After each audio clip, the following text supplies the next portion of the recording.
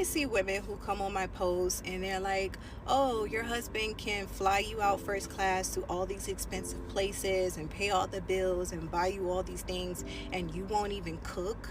You won't even clean. Like, you're a lazy wife. He's going to leave you, blah, blah, blah, blah, blah.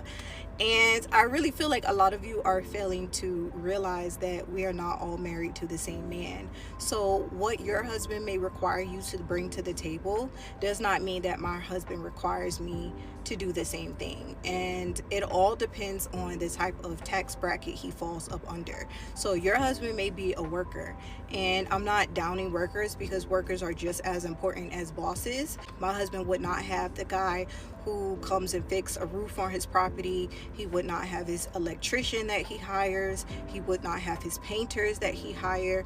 Like, workers are very, very important as well.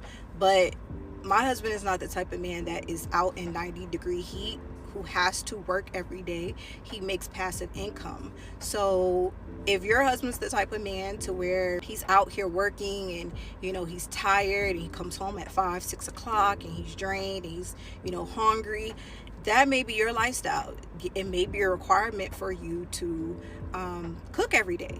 But that's not my husband's lifestyle. He lives a very easy lifestyle. He woke up today, worked out, we went to the zoo, and we went to Whole Foods and grabbed some stuff for our diets, and then we went out to eat and we came home. So it's not a requirement for me to cook every day. Like, he loves my cooking, don't get me wrong, because I make some fire oxtail, but it's more so like, babe, we haven't had oxtail in a while. Will you make this? Versus, you didn't make anything to eat today. That may be how your husbands are, but my husband is not like that. If my husband walked in the room and seen me cleaning, he'll be like, what are you doing? Like, we hire people to do that. Go relax. I'm not required to bring anything to the table. I'm just required to be happy. That's it. As long as I'm happy, my husband says all the time, happy wife, happy life. As long as I'm happy, he's happy. Things is ran smoothly. The house is peaceful. We wake up every day, laugh and joke with each other, and we live our best lives. That is what he has worked so hard for all of these years, to live a comfortable life, to make sure that his wife does not have to work or do anything.